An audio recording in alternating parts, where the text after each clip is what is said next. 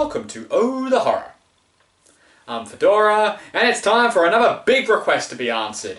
And this is an interesting one, due to how many of the Stephen King movies there are, and this is the one people want me to do the most.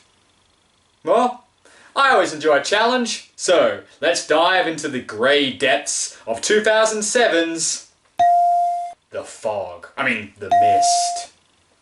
So this movie starts at the home of our hero, David, played by the non-MCU Punisher, Thomas Jane, who has one hell of a career designing movie posters ahead of him. Although saying that, if I knew anything about Stephen King movies, if they ever did do an adaptation of The Gunslinger, you better bring extra snacks, because you're going to be there a lot longer than this movie's 2-hour runtime. But I guess God isn't a fan of David's artwork, and throws a tree at his house during a storm, probably still pissed about the last time Thomas Jane was in a Stephen King adaptation. Don't worry, Lord, we all are. Look, he even destroyed his boathouse. Guess those poor college kids are on their own now, huh? However, oh Lord, I strongly disapprove of the destruction of Andre Braugher's classic Mercedes. Rise of the Silver Surfer was hardly his fault now, was it? On their way into town, they spot some military guys heading their way from a base up in the mountains nearby. Well, you're local. Any idea what they do up there? Missile defense research, I'm sure you've heard the stories. Holy crap, is this movie actually making an attempt to give a backstory to the oncoming threat? Jesus, that's unheard of in Stephen King adaptations. Most of the time they just throw the beasties in there and say, fuck it, it's a meatball with teeth, what else do you need to know?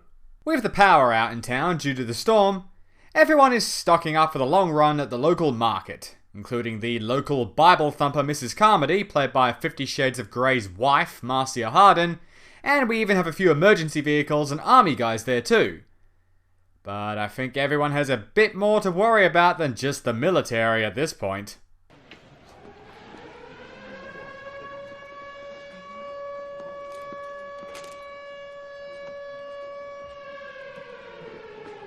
All we need now is for Jodelle Furlan to run in and start screaming, Silent Hill! Wait, what am I saying? That's a horrible idea! Just then, an old man runs into the store, screaming that a mist is rolling into town, and that something is inside it. It was that kid from Smallville being chased by some really shitty-looking CGI pirate ghosts. And right on cue, the mist appears and surrounds the market, trapping everyone inside. Everybody just stay put, okay? Just stay inside the store. I can't stay here. I gotta get home to my kids. Hey, it's Carol from The Walking Dead! My God, woman, you are a lousy parent! Well, she's gone. I guess that saves me from spoiling the entire show for people who haven't watched it just for the sake of a joke. Oh, who am I kidding? I'm so behind everybody else. We've still no idea what's going on, and his son going into shock over the whole deal. David goes to look for some blankets in the loading dock, only to accidentally stumble into a 90s kids comedy set.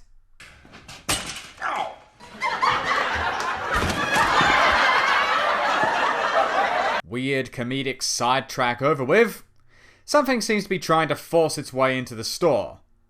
But the local hillbillies don't give two hoots, and instead send the Shermanator here outside to fix the store's generator so they can, charge their iPhones, I guess. But wouldn't you know it, that was a bad idea. And now everyone's going to be punished with tentacle rape.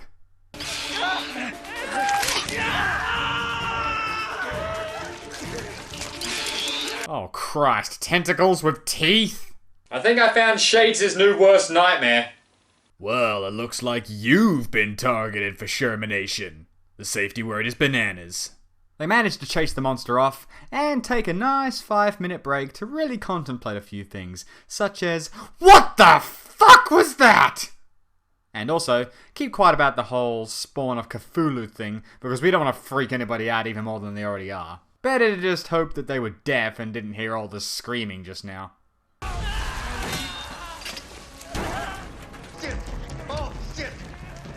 So, is he still getting my blankets? But in the end, they figure it'd be pretty stupid to try and keep this a secret because people might actually decide to leave. So David lays it out straight for everybody. I don't know what these things are. All we saw were tentacles. Pile of shit. Of course it's a lie. Of course it's a lie. It's lunacy. From the look of it, the tentacles are coming out of the beer cans. So they show everyone the severed piece of tentacle, which melts into a puddle of goop, and everyone is finally on the same boat. And that boat is called SS Mist. The chance to leave and not get eaten. So everybody starts barricading the windows, except for Mrs. Carmody, who's beginning her transformation into a one-woman Westboro Baptist church. Their beautiful, pure little minds have been corrupted. He is a stern and vengeful God. And now he demands retribution in blood. Enough.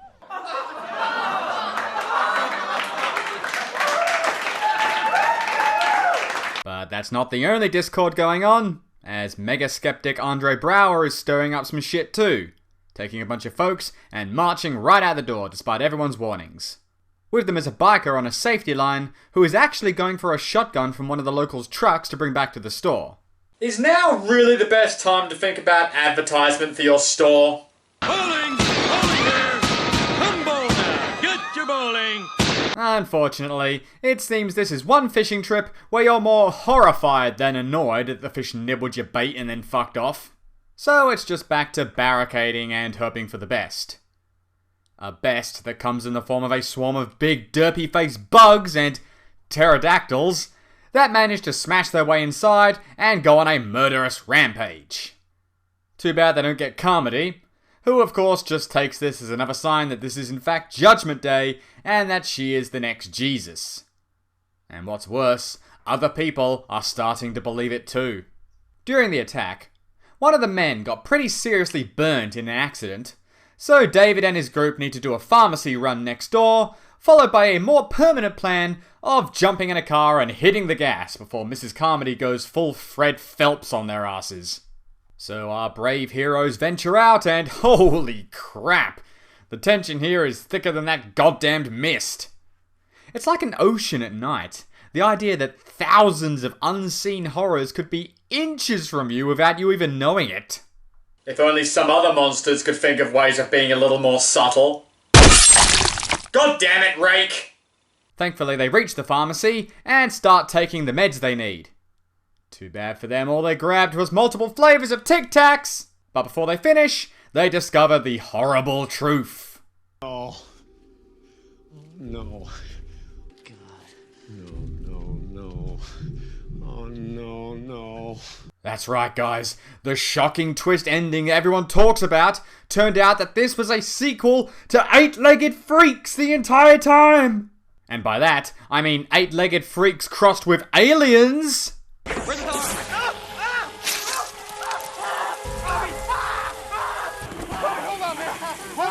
Acid webbing for the spiders who like central heating and a cooked meal. Damn, the MCU's really taking a lot of liberties with the Spider-Man Homecoming reboot. They barely manage to escape the pharmacy, and when they return, they pull one of the soldiers who's trapped with them into the loading dock to finally get some solid answers about what the hell this mist really is. Too bad for them though, Carmody's brainwashed thugs get them first. How they thought that there were other dimensions, other worlds all around us, and how they wanted to try and make a window. Well, maybe your window turned out to be a door, didn't it? Not mine, those scientists! Well, if doorways into other worlds is your problem, what you need is one of these babies.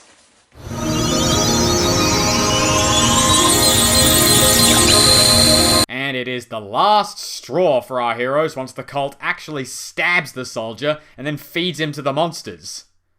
So the next bright and early morning, they gather up a few supplies and say, fuck this shit, I'm out.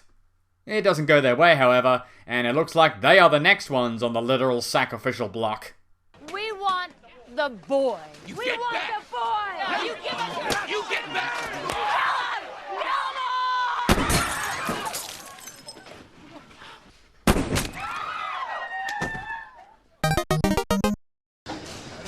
Killed her. You murdered her. I mean, Jesus, guy, we were just gonna sacrifice your son. I mean, no need to go crazy. Yeah, it's all well and good to be free of the religious fanatics, but you still gotta get through the cast of Starship Troopers here. Aw, not Toby Jones. There's not even going to be enough of him left to fit inside a computer for Captain America Winter Soldier after that. Thankfully, a few of them do make it to the car, despite David taking a pretty unnecessary risk by opening the door to go for Armin Zola's gun. Beep beep, so long, suckers! Unfortunately, their worst fears seem to be realized. The mist has indeed spread, with David's home being completely infested with spiders, and his wife no doubt long dead. So they keep on driving. And driving. But no matter how far they go, it's just mist as far as the eye can see. At least fucking Cthulhu over there is having a good day. And so, after many more hours of driving, the car inevitably comes to a sputtering halt. Well, who's up for some suck and pump? I meant petrol siphoning, you sickos. And now, finally the moment we've all heard about. The reason this movie is so infamous. This freaking ending. With seemingly no hope left and the mist continuing endlessly, everyone agrees to use the gun to end it rather than be eaten alive by monsters. What's more, there's only bullets for 4 of them, and David drew the short straw.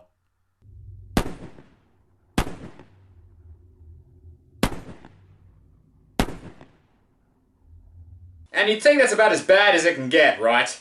I mean, here is a man who thought that the only way he could save his son now, a son who he promised he would never let the monsters get him, to put him out of his misery himself. Him and the rest of his friends, and then be left all alone. It couldn't possibly get any worse than that, right?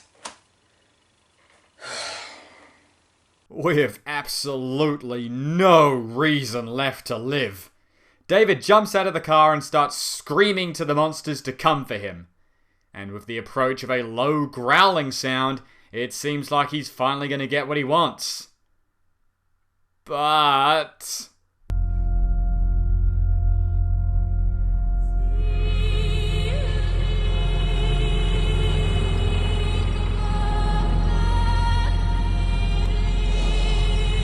Fuck.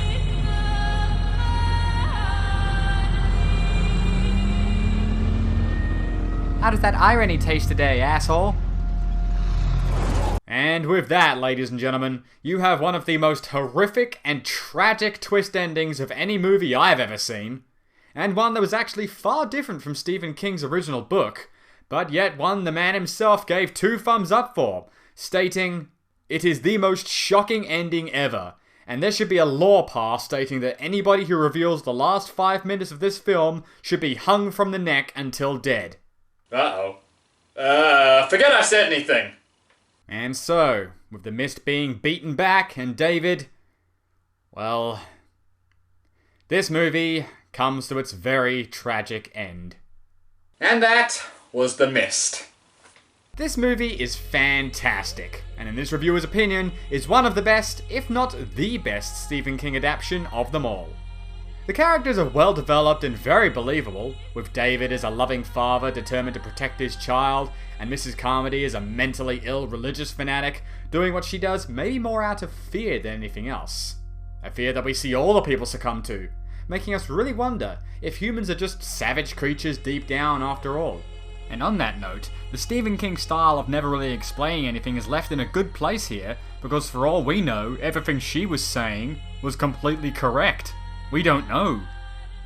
The setting is isolated, mysterious, and terrifyingly uncomfortable, both inside and outside the store, and my god, that ending. Visually, it is a little dated in places, particularly when the monsters get a light shone on them, but all in all, I love this movie, and I couldn't recommend it anymore. And that's all from me for tonight, so, I'm Fedora, this is All the Horror, save a screen for me, and we'll see you next time. Smoke weed every day. Smoke weed every day. Smoke weed every day.